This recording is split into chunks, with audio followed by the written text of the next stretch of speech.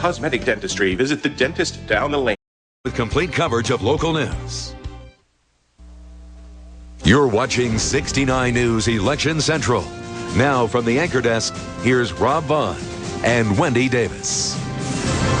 Good evening. Call it the election of the undecideds. Despite all the polls that have been taken and all the money that's been spent on political advertising, we begin today with an unusually large number of undecided voters. Which way the undecideds ultimately voted and whether they've even shown up at the polls today will tell the tale of this primary election 2010. Good evening, I'm Rob Vaughn. And I'm Wendy Davis. Welcome to 69 News Election Central. If you ask the pundits, this election is a big deal. Pennsylvania's two main political parties are choosing candidates for governor, U.S. senator, not to mention a full slate of U.S. congresspeople, state representatives, and half our state senators. The pundits tell us the electorate is pretty angry.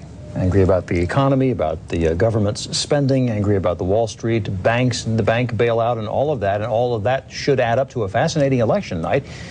But you might not know it from the turnout at the polls today. So what is going on? We have low turnout. In some places, maybe abysmally low turnout from what we're hearing. Record numbers of undecided voters, though. And we have national politics in turmoil. How will all those things go together to affect today's election? Well, stay with us tonight as we watch the numbers and we look for the answers to these questions. What role does geography play? Will a strong turnout in western Pennsylvania determine our candidates for governor? And how about the Tea Party? Will its members be the people most motivated to vote? Will they boost the chances of Sam Rohr, the Berks County Republican, running for governor? And how is Joe Sestak catapulted from also-ran to prime contender? And will his momentum take the night? Good question. Joining us tonight to help analyze these questions and others is Dr. Chris Borick, director of Muhlenberg College's Institute of Public Opinion and a leading pollster regarding Pennsylvania politics. And we'll talk with Dr. Borick in just a few minutes. But first, we want to take a look at the very early returns coming into our newsroom. So let's go to some of those early figures that we have and see what's what so far. All right, the big race of the night that a lot of folks are keeping their eye on, of course, is the run for senator. And right now, 6% of the precincts reporting. And right now, Arlen has a slight lead over Joe Sestak. But as we said, these numbers are just coming in. And this, of course, is a statewide election. So we're going to have to wait for the numbers from western Pennsylvania. So that could definitely be a factor in determining how we see those numbers go throughout the night. The polling, including Dr. Borick's polling, most recently has said that seems to be very deadlocked. But a lot of voters may be undecided. So we'll see how that goes. And of course, to the U.S. Senate race, another of our big races tonight, Pat Toomey, the Republican, former Lehigh Valley congressman, jumping out into the lead here. 4% of the precincts reporting, so obviously a long way to go as well. And he is taking on Peg Luxick from Johnstown, who has run a number of times in the past for a couple of different offices, and a couple of times actually put in some fairly impressive showings along the way. Toomey is favored. All right, governor, the other big race of the night. We are looking at the Republicans here. You can see Tom Corbett right here with a lead over Sam Rohr. Not a surprise on that one, but right now Tom Corbett seems to be playing out exactly what the pollsters thought was going to happen. We have reporters all around the region and some in other parts of the state, and let's talk to one of them right now. Pam Cunningham gets us started as we talk to our crew of reporters tonight, and she is covering the Sam Rohr campaign. He's running for governor on the GOP side, and his people are at the Shady Maple Smorgasbord out in Lancaster County this evening. Pam? Yep, I'm out here at Shady Maple Smorgasbord, and obviously the food is very great, and people are in a very upbeat mood. They're hearing things from their base right now, and people are very, very positive. It's obviously early in the night. I'm actually here right now with their campaign strategist, Jeff Coleman. And Jeff, thank you so much for joining us. Well, first, just wanted to ask, what has the impression been today? I know you've been traveling all over the state today. Well, it's been amazing. I mean, we were in places like Altoona. We were out in the collar counties of Philadelphia. We were out in Pittsburgh. And universally, it's the same thing. It was a very, very low voter turnout. The passion and intensity this year is on the conservative side. And all indicators are that there's going to be a very, very strong performance for Sam tonight. We just don't know how it'll end up, but we're excited. So even though your candidate hasn't had a lot of TV ads, didn't even have any debates one-on-one with Corbett, you're still thinking you're going to be able to do this? Well, this is a very, very different year. This is a year where Republican voters were decidedly much more conservative, much more ideologically in line with Sam Rohr. The difference this year is that people were searching out issues. They wanted to know, where did candidates stand on the core values issues and the Constitution, things that you typically can't squeeze into a 30-second ad. So this was a much, much more educated, informed electorate than I think we've ever seen in a Republican primary, at least for a long time. As far as rain is the big story today for this election. How do you think it helps or hurts you? Well, I guess I'd say I think rain is good in the sense that our voters have been so passionate, so committed. We've seen them in big crowds in town hall meetings across the state. They were going to vote regardless of the weather conditions. So these were not fair weather voters today. I think you'll see different patterns across the state, different kind of a patchwork quilt, depending on our base and level of support. But it'll be a very different picture from region to region. So you're expecting some excitement tonight then? We are indeed. All right. Well, thank you so much for your time. Well, that's the word here. I know that pollsters are saying one thing, but as you heard, they're expecting a good turnout tonight and maybe even an acceptance speech. We'll see. For now, I'm live in Lancaster County. Pam Cunningham, 69 News. All right, Pam, thanks so much. We'll talk to you later. All right, we're going to head across the state now to Pittsburgh, where our Bo Koltnow is standing by. He is at Corbett headquarters. Bo.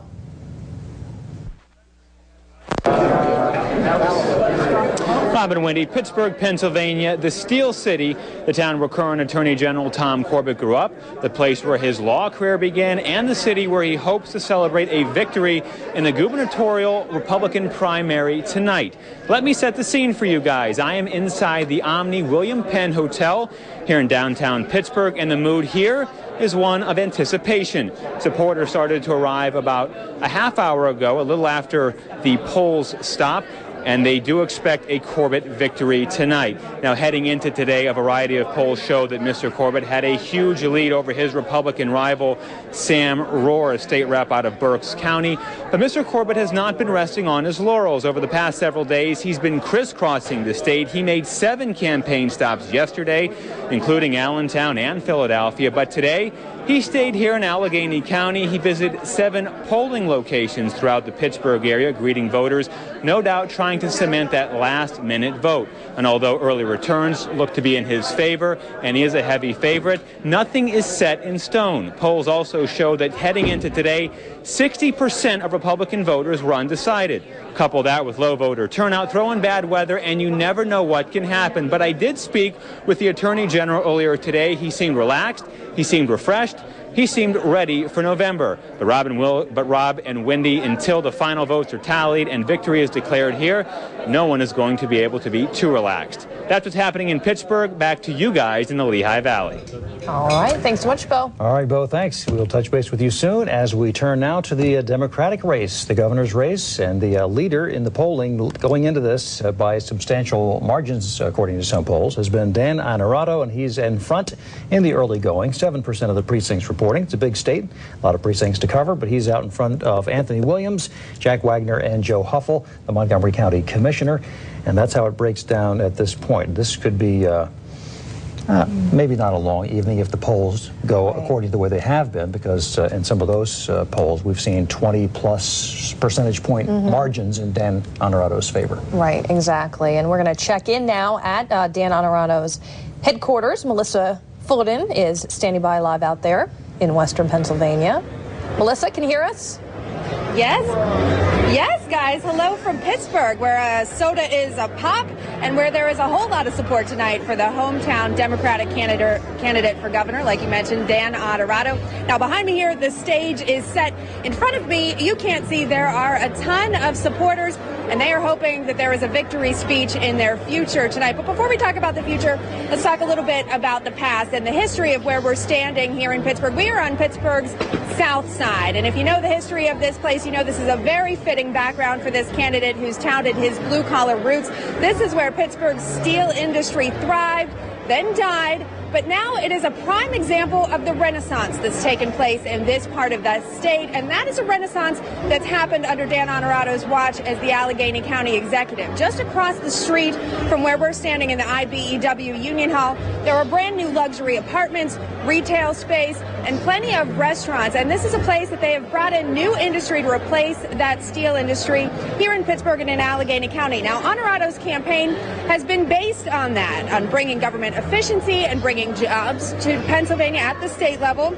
Talking to Dr. Terry Madonna from the Franklin and Marshall College poll, he compared Dan Honorado's campaign of the present to Governor Rendell's campaigns of the past. He says Dan Honorado is talking about doing what he did here in Allegheny County at the state level in the same way Governor Rendell campaigned on a very similar record as the mayor of Philadelphia. Now, comparisons aside, Dan Honorado has a very large bank account and has had a large bank account throughout this primary race. He has been a fundraising powerhouse and has pretty much outpaced all of the fundraising of all of the other candidates in both parties. Now, for that reason, he has been a strong leader in both the polls, and pundits have given him the advantage in this race, but we will have to wait and see. Like I said, they are expecting a victory speech when Mr. Honorado gets here, and he's expected to address this crowd in about 2 hours or so. So we will bring that to you, and we'll be checking in before, but for now, we're going to send it back to you in Allentown.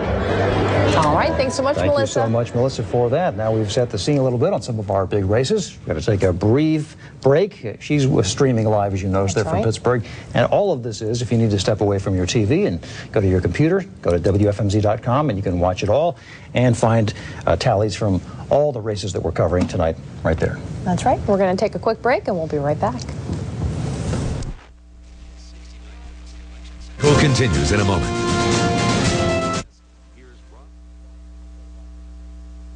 All new Dr.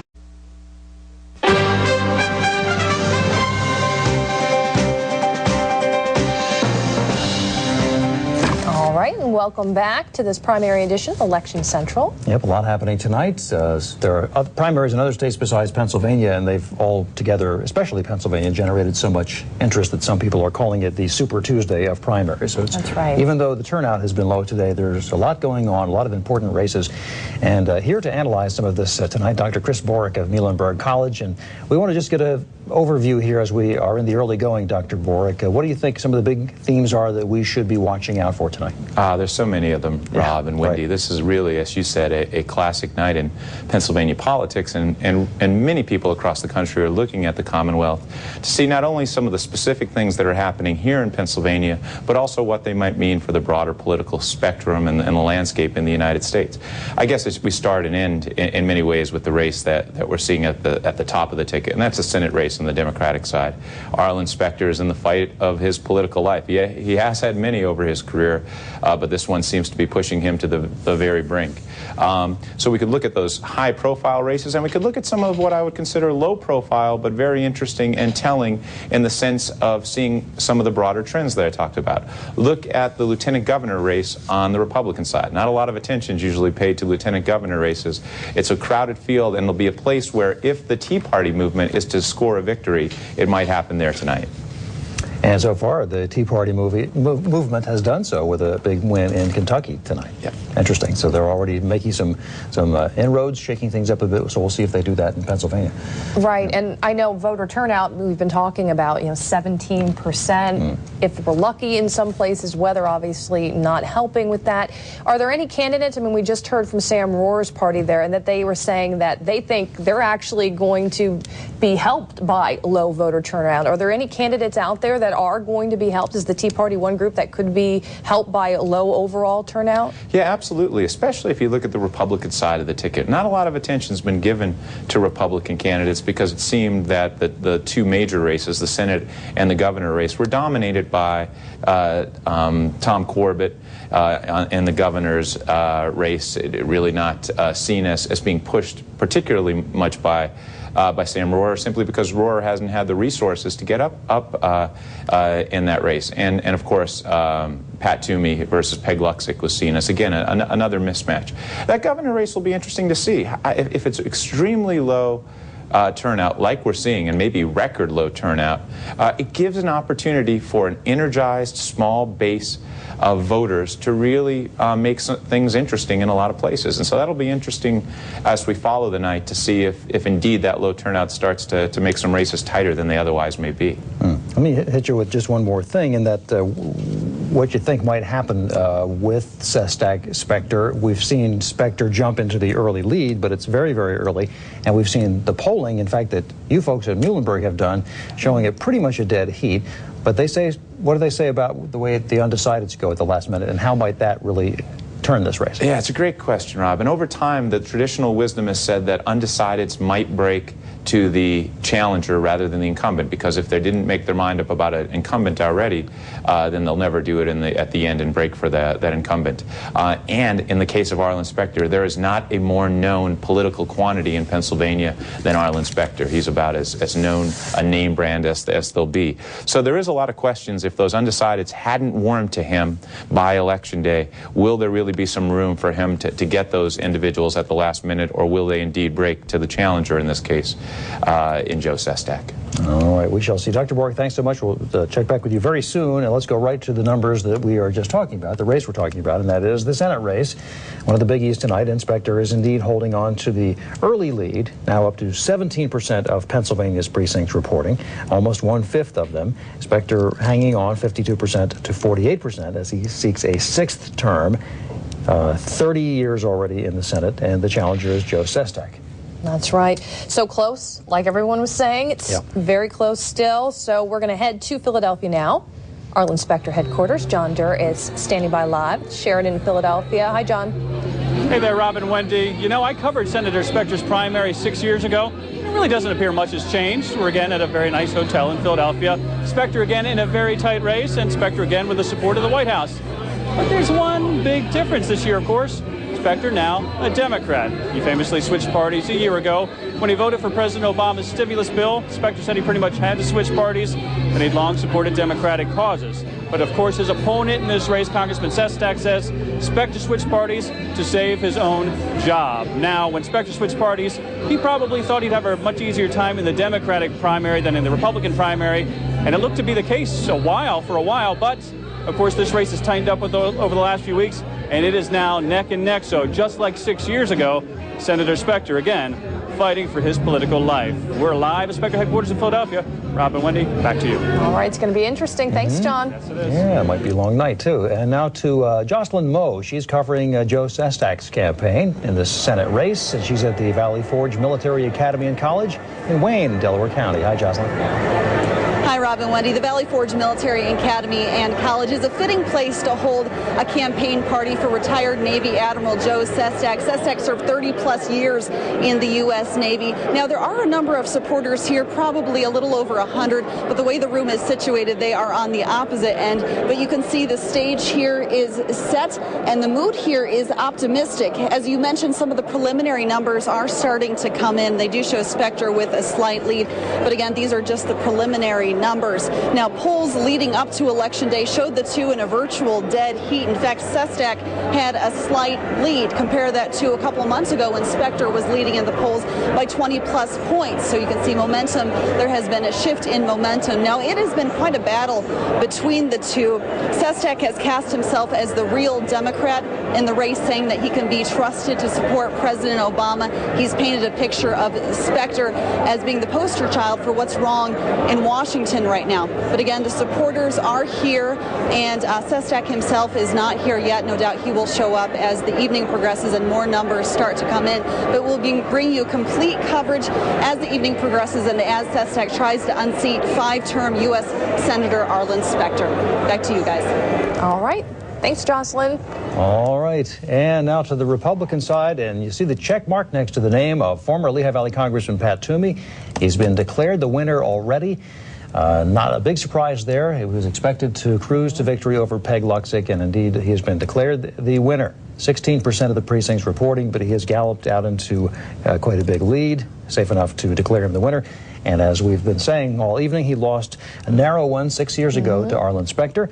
And of course, the specter of Toomey facing Specter got Specter thinking about doing something different this time, and and he even made it plain that was the case, and switched to the Democratic Party. Yeah, so really the only waiting game for Toomey now tonight is to see who he's going to face come November, if it is going to be Arlen again, or if it's going to be Joe Sestak. In the meantime, we're going to head out to Toomey headquarters, and our own Karin Mallett in Hanover Township with the very latest from there. Hi, Karin. Hey guys, we're here at the Best Western, and as you mentioned, it really was no surprise that this would be the scenario here this evening. Just a few moments ago, the Associated Press had declared Pat Toomey the winner for the GOP nod. That, of course, was something that was expected here. So really, this was kind of a victory party from the start. And joining us to tell us a little bit more about what we can expect here this evening is Tim Kelly, Pat Toomey's press secretary. Good evening, Tim. Hey, Karin, thanks for joining us tonight. Oh, thanks for having me. So from the start, this has always kind of been planned as a victory party. It seemed it would have been a surprise had it gone the other way. The Associated Press and we have declared Pat Toomey the winner. Your thoughts on that news? Well, we're definitely enthusiastic. We don't take anything for granted. This has been 6 years in the making. It's been a long, tough road for Pat, but we did feel good coming in to this evening. We've had a great turnout. Our supporters have been turning out for the last year to support us, and the fact that they showed up to the polls and really voiced their opinions tonight, it means a lot. And we're looking forward to the general election. It's still unofficial. The AP has called it for us, but we're waiting for official results still. Of course, always smart to wait for the official results. Absolutely, yeah. Earlier today, Mr. Toomey called this race what could be a game changer. What do you think he meant by that in terms of the political climate? Well, I think that, what we're seeing in Washington right now is a far left agenda of fiscal irresponsibility, a lot of spending, huge tax increases, government bailouts, and, it's really the wrong direction for Pennsylvania families. And Pat is really the guy, I think, who can, if elected, turn things around in Washington. He has a consistent, fiscally responsible record as a member of the House of Representatives. He's been elected 3 consecutive terms in the House in a district that really has almost it's more Democrats registered than Republicans, and he has a message that resonates with voters of both stripes, and I think we've got a great shot in the general election this fall. Now, coming to that, this race already has garnered some major national attention already just for the primary. Were you surprised by that, and what kind of momentum does that give you for November? Well, the national attention is terrific, and when you're running against someone like Arlen Specter, who's been in the U.S. Senate for 30 years, you're going to get some attention. When Arlen Specter changed parties, that was one of the largest political maneuvers of all time, really, and to be almost the guy to drive him from the Republican Party to the Democrats, you're going to receive a good amount of national attention. It's critical. I mean, it's important to have national press paying attention to your race. It helps with fundraising. It helps with interest. It helps with support, and it's a big help to the campaign all around, and we're thrilled to have it. Well, in advance, Tim, thank you so much for being here with us tonight, and congratulations as well. Thank you. And earlier today, Pat Toomey was out still on the campaign trail. He's expected to make several spots tomorrow as well. So right after this, he plans to get right back on the road. Guys, back to you in the studio. All right. Thanks so much, Karin. We're going to take a brief break, and we'll be back with more of Election Central in just a minute.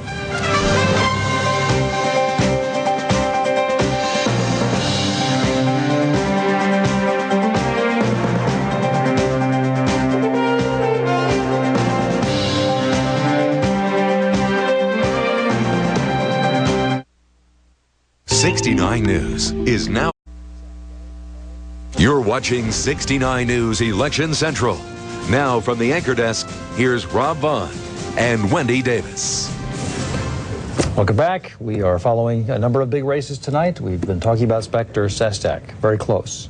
Other big races, our governor's race in Pennsylvania. That's right. We're going to take a look at the Democratic side right now. Look at the numbers.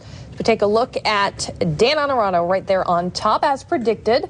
About a quarter of the district's reporting. Honorado with 42% right now, above Anthony Williams with 25%, and then Jack Wagner and Joe Huffle right there, bringing up the rear. And not much of a surprise so far. Of course, it's still early, but Honorado is the heavy favorite, at least according to a lot of the polls that we've been seeing. Right. And one of the pollsters you read about a lot and see on Channel 69 a lot of times is Dr. Christopher Borick from Muhlenberg College, and he's an analyst with us tonight. We're glad to have him here for the evening. And let's talk about this particular race, Dan Honorado. A lot of people have not heard about this guy. As expected, though, he has jumped out into the lead. How is it that he's made such a name for himself? It's a great question, Rob. A few months ago, he didn't have much more name recognition than any of the other candidates in the field, but it'll tell you what $7 to $10 million could do in a short period of time.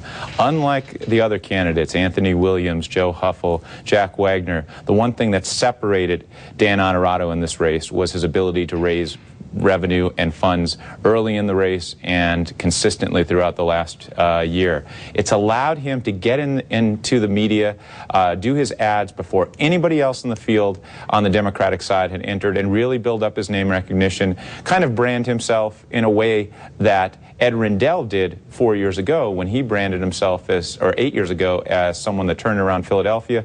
Dan Honorato has tried to make that same pitch for his work in Allegheny County, and his message has been pervasive, as you could see on all the commercials throughout the last month and a half, and it really allowed him to separate himself from the field.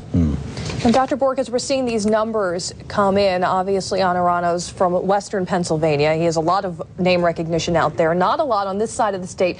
Where do we have to watch these numbers coming from? Where is the key for him? Does he have to, obviously has to win big at home, but as we see the numbers come from our area, from southeastern Pennsylvania, where he doesn't have a lot of name recognition, is there going to be anything that tips you off to he's going to get this, or he might be in some trouble as we see those precincts come in? Yeah, it's a great question, Wendy. What I would look for is Anthony Williams from the state Senate really is going to probably poll very strong in Philadelphia, his home area. Outside of Philadelphia, however, in areas like Montgomery County, Bucks County, right here in the Lehigh Valley, those will be good bellwethers. If Dan Honorato is polling well there, does really well, his chances throughout the rest of the state are outstanding. In Western PA, he should do well. He will be pushed by Jack Wagner, State Auditor General, also from Pittsburgh, has some good name recognition and support in that area. If he can win his home area and beat Wagner in the West, and then at least match in places like Montgomery County, the home candidate in Joe Huffle, and then do well in places like Lehigh, Northampton, Berks County, it should be a good night for Dan Honorato. Just to skip ahead real quick, and we may do this again later in the evening, but to November, assuming it's Honorato, assuming it's Corbett, I thought it was interesting that the Democratic Party has never had the governor's office more than 8 years at a stretch. And of course, that kind of thing doesn't have to happen again, but does that work against them, do you think? Absolutely, Rob. We have shown over the history of the state a cycle that's more than just chance. It dates back to half a century where Pennsylvanians love to alternate control of the governor's office between Republicans and Democrats. Once we allowed governors to run for 2 terms back about 40 years ago, every single time what we've seen is a Democrat win back-to-back terms, be replaced by a Republican, then a Democrat, and then a Republican again. There is a cycle that operates Pennsylvania as a balanced, pragmatic political state, and having it return to Republican control this year, especially in an off-year election or a midterm election after the Democrats have taken the White House, it really does set up well for the Republicans to make a run in 2010 in November. And it just seems to like it would fit that mood that the Democrats are struggling with, that current mood everywhere, it seems. Anyway, Dr. Borick, thanks for hanging on. We'll be back with you just a little bit. Thanks. All right. Well, one place where they want to see that trend broken, no doubt, is at Honorato headquarters. That is where our Melissa Fullerton is standing by live in Pittsburgh for us. Hi, Melissa. Hi, guys. It is quite a party atmosphere out here, so we're trying our best to hear you. But you're talking a lot about the Honorato campaign in that last interview, and I'm joined now with Brian Herman, who actually worked with the Honorato campaign. Brian, thanks for being here. Are you exhausted? I know it's been a long few months for you guys. It's been a long few months. It's been a hard campaign, but we're feeling good tonight. We worked really hard, and we're optimistic. Now, I know throughout this campaign, people have been talking about the fundraising efforts of Dan Honorato and saying that he maybe had an easier time because he had so much money. But what was the biggest hurdle for you guys in this campaign? Well, I think the biggest hurdle is the fact that Dan had never run statewide before. He worked really hard in Allegheny County. He has a good base here, but his challenge was to get out and everywhere else in Pennsylvania. The Southeast, Philly, Lehigh Valley, everywhere he had to go to get his name out, let people know about his record. And he has a good record of reforming government, balancing the budget, all the things that people are looking for right now. You gave us a little shout out. That's our part of the state over there, the Lehigh Valley, Berks County. What was your strategy in getting his name out there? Well, he spent a lot of time out there, number one, and of course our advertising. But we also have a field operation that reaches out a lot in the local community, that talks to people about Dan and lets them know what he's done. Now, we were just talking talking. It's quite a party atmosphere in here tonight. Are you expecting a victory speech in a little while? I wouldn't say we're expecting it. I'd say we're cautiously optimistic, but I think we're all celebrating because, if nothing else, the primary campaign is over now. We've worked really hard, and we're just looking forward to the future. Very good. Brian Herman from the Dan Honorado campaign, thanks for being with us. And they are expecting Dan Honorado to be here in just a little while. We will definitely bring that to you. Whether or not it's a victory speech is yet to be seen, but the folks that are here tonight are very optimistic. Guys, back to you. All right. Thanks, Melissa. Thanks. They're a little cautious about jumping into the celebration there, yeah, but one place where they're probably not quite as cautious is at Corbett campaign out in Western Pennsylvania as well, because AP has declared Tom Corbett the winner of the Republican primary. There it is. It was expected to go very, very well for Corbett, and indeed